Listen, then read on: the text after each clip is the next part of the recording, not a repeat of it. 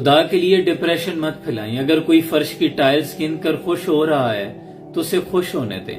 اگر کوئی لطیفہ یا کوئی فنی پوسٹ شیئر کر کے خود کو خوش کرنے کی کوشش کر رہا ہے، آپ کو ہنسنا نہیں بھی آتا تو بلا وجہ تنقید کا نشانہ مت بنائیں.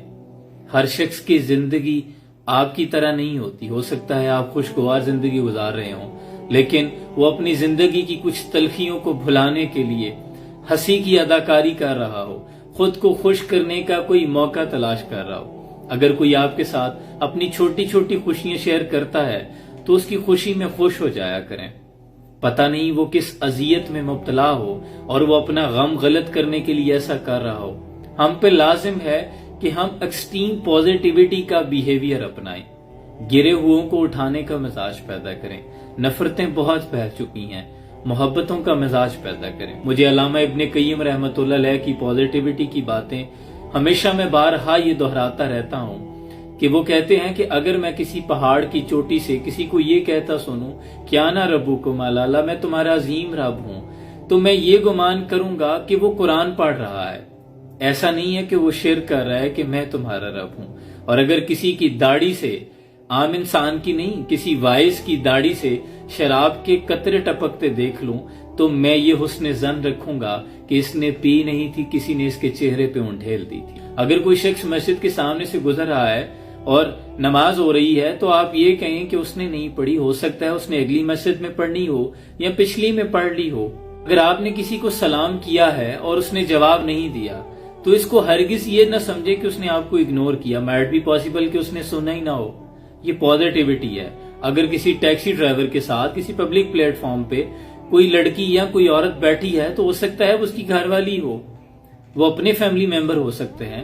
ہمیں ہر حال میں پازیٹیو رہنے کا جو حکم ہے وہ یہی ہے. اور اللہ بھی فرماتا ہے تم مجھ سے جیسے گمان رکھو گے میں تمہارے لیے ویسا ہی ہوں. تم اگر یہ سمجھتے ہو کہ میں تمہیں بخش دوں گا، غفور الرحیم ہوں، تو میں یقیناً غفور الرحیم ہوں. لہٰذا ہمیشہ پازیٹیوٹی رکھیں. معاشرے میں آلریڈی ہر شخص اپنی زندگی میں جہاد کر رہا ہے. میرے نزدیک تو یہی ہے، ہر بندہ جہاد میں مصروف ہے. بہت سی تلخیاں جنم لے چکی ہیں، مہنگائی ہے، پتہ نہیں سفید پوش لوگ کن کرائسس سے گزر رہے ہیں. ہر بندے کے سرکمسٹانسز ڈیفرنٹ ہیں، اسکول آف تھاٹ ڈیفرنٹ ہے. اس لیے اگر کوئی خوش ہو رہا ہے نا تو اسے خوش ہونے دیں. سوشل میڈیا پہ بھی آ کر بلا وجہ لوگوں میں تنقید نہ پھیلائیں. لوگوں میں ہمیشہ ایسا نہ ہو کہ آپ صرف ڈی گریڈ لوگوں کو کرتے رہیں. ہر چیز میں پازیٹیوٹی تلاش کیا کریں. محبت سے دیکھیں گے تو آپ کو گلابوں میں رنگ نظر آئیں گے، لیکن اگر نفرت سے دیکھیں گے تو خوار آنکھوں میں کھٹکیں گے. واصف علی واصف فرماتے ہیں کائنات کے سفر میں اگر کوئی چیز آسمانی ہے تو وہ محبت ہے. کون کہتا ہے محبت نام ہے رسوائی کا؟ کب سنا ہے کہ شبنم نے پھول کو میلا کر دیا؟ اور بڑے سے بڑا سخت آدمی بھی ہو تو میں نے دیکھا ہے کہ محبت سے پگھل جاتا ہے. ابھی کچھ دیر میں وہ پتھر ٹوٹ جائے گا. میں اس کی سرد مہری پر محبت مار آیا ہوں. یہ زندگی اس وقت بہت آسان ہو جاتی ہے جب آپ کو اس بات پہ یقین ہو جائے کہ اس دنیا سے میں چلا جاؤں گا اور پیچھے رہ جائیں گی میری یادیں. یہ ایک سٹیج ہے جس پہ سب کو پرفارم کرنا ہے، لیکن میں چاہتا ہوں جب آپ سٹیج سے اتریں تو تالیاں اس بات کا فیصلہ کریں کہ ہاؤ واز یور پرفارمنس. پھر سب یہ کہیں کہ یار کیا انسان تھا، کیا کمال شخصیت تھی. تو آپ کا کردار ایسا ہونا چاہیے. دائم آباد رہے گی دنیا، ہم نہ ہوں گے کوئی ہم سا ہوگا.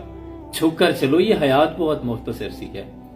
کل جو تمام لوگ جو سمجھتے تھے یہ زندگی ہمارے بغیر نہیں چل سکتی، آج جا کر دیکھیں قبرستانوں میں صرف مٹی کا ڈھیر نشان عبرت بنے بیٹھے ہیں. اس لیے یہ ساری زندگی میں جو باتیں ہیں ہماری روزمرہ کے معاملات میں، یہ اس میں پازیٹیوٹی تلاش کریں.